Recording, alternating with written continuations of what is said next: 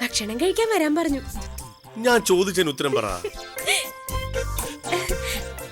ആ മുടി എവിടെ? താമരയ്ക്ക് വേണോ? വേണ്ട. എവിടെ? ഇത് പുറത്ത് വെച്ച പട്ടി കടിച്ചോണ്ടു, അകത്ത് വെച്ച ഇട്ടിച്ചം കൊണ്ടു, അതുകൊണ്ട് മടിയിൽ വെച്ചതാ. ജോർജേട്ടന് എത്ര വയസ്സായി? കണ്ടാൽ എത്ര തോന്നും? 50. അയ്യോ, അത്രയൊന്നുമില്ല, 30 വയസ്സേ ഉള്ളൂ. സത്യം. ചെറുപ്പത്തിലെ കഷണ്ടിയാ? ഏയ്, ചെറുപ്പത്തിലെ ഗോപുരം പോലെയായിരുന്നു എന്റെ മുടി. പിന്നെ എപ്പോഴാ ഗോപുരം ചരിഞ്ഞ്? അതെ, ഒരു ബാർബർ പറ്റിച്ചതാ. ഒരു ദിവസം മുടി വെട്ടിക്കഴിഞ്ഞപ്പോ അങ്ങനെ എന്തോ എടുത്ത് തലേ പുരട്ടി. അന്ന് തുടങ്ങിയതാ. അയ്യോ, കഷ്ടം. ജോർജേട്ടനെ ആ മുടി വെച്ചോ കേട്ടോ. അതല്ല ഇട്ടിച്ചൻ. ഇട്ടിയങ്ങളോട് ഞാൻ പറഞ്ഞോളാം. സത്യം. ഇനിയേ ഇത് വെച്ച് നടന്നാ മതി കേട്ടോ. അതല്ല, ഞാൻ പറഞ്ഞതിന് ഉത്തരം. പിന്നെ വേറെ കത്തെഴുതിയോ? ഇല്ല. എഴുതിക്കോ, എന്റെ കയ്യിൽ തന്നാ മതി. എന്തിനാ? വായിക്കുന്നത് ഒരു രസമല്ലേ? വന്ന് ഭക്ഷണം കഴിക്കേ.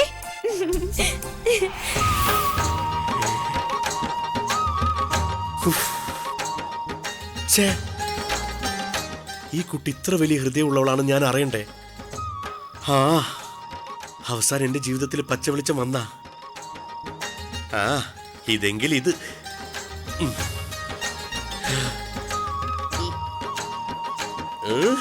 താമരേ,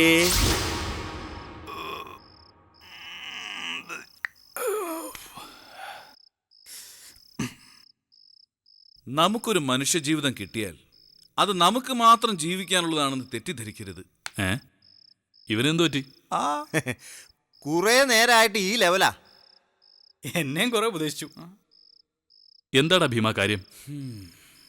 ഞാനൊരു മനുഷ്യനാണെന്ന് എനിക്ക് ഇന്നാണ് ഏട്ടാ ബോധ്യമായത്. ഞങ്ങൾക്കത് ഇപ്പോഴും തോന്നിയിട്ടില്ല. ഒരുപക്ഷെ ഇങ്ങനൊരു തീരുമാനം ഞാൻ എടുത്തില്ലെങ്കിൽ ഞാനത് എന്നോട് തന്നെ ചെയ്യുന്നൊരു ചതിയായി പോയേനെ. കിടന്നുരുളാതെ കാര്യം എന്താന്ന് വെച്ചാ പറ ഭീമേട്ടാ. ഞാൻ എന്നെ ദാനം ചെയ്തു. ഇറച്ചിക്കടയിലേക്കാണോ? പരിഹസിച്ചോ. പക്ഷേ നാളെ ലോകം അംഗീകരിക്കാൻ പോകുന്നത് ഭീമനെ ആയിരിക്കും.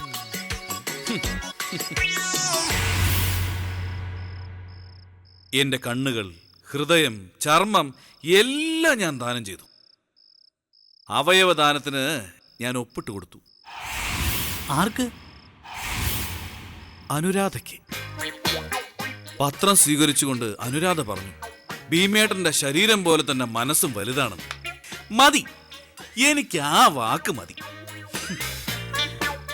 ഞങ്ങളിപ്പോ ഒരേ രീതിയിൽ ചിന്തിക്കുന്നവരാ.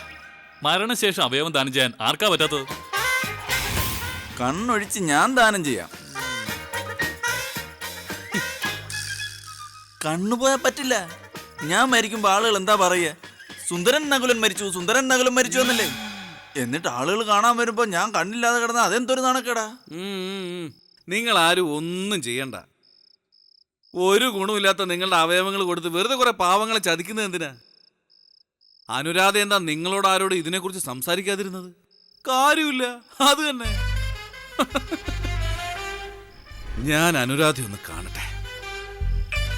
അവയവദാനത്തിന്റെ മഹത്വത്തെക്കുറിച്ച് ആ കുട്ടി സംസാരിക്കുന്നത് കേൾക്കാൻ നല്ല രസമാണ്. മാറ.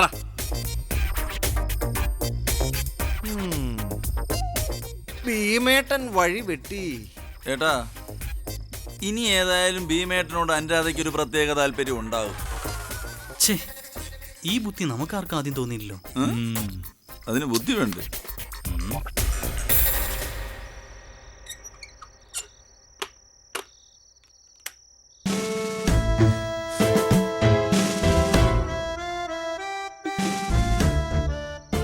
ഞാൻ ചെയ്തത് തെറ്റായോ അമ്മേ?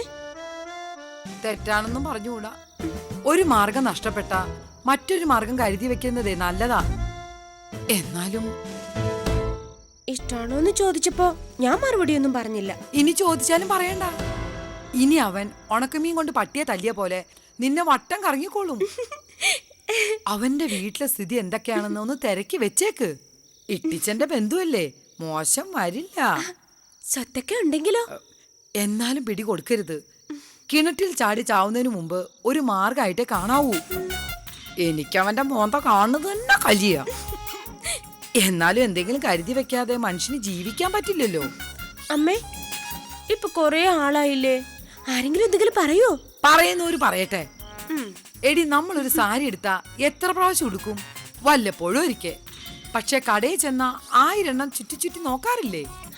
അപ്പൊ ജീവിതകാലം മുഴുവൻ കഴിയേണ്ട ഒരാളെ അങ്ങനെ തന്നെ തെരഞ്ഞെടുക്കണം. അമ്മ അങ്ങനെയായിരുന്നോ? എനിക്ക് എന്റെ അച്ഛൻ ഡിസ്കൗണ്ട് സെയിലല്ലേ വാങ്ങി തന്നത്. അതല്ലേ പെട്ടെന്ന് കീറിപ്പോയത്. ആ, ഒളിച്ചോട്ടത്തിന് കയ്യം കളിക്കൊന്നും നിക്കല്ലേ. അമ്മ പറഞ്ഞിട്ടേ എന്തെങ്കിലും ചെയ്യാവൂ.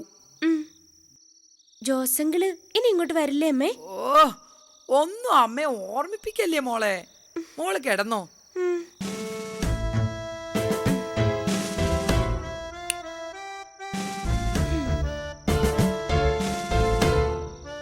അമ്മയുടെ ജീവിതം ഇരുട്ടാ. ഇത് ഞാൻ ലൈറ്റ് ഓഫ് ചെയ്തതാ. ഒന്ന് പോടി അവിടുന്ന്. മിണ്ടാ പോയി കിടന്നേ.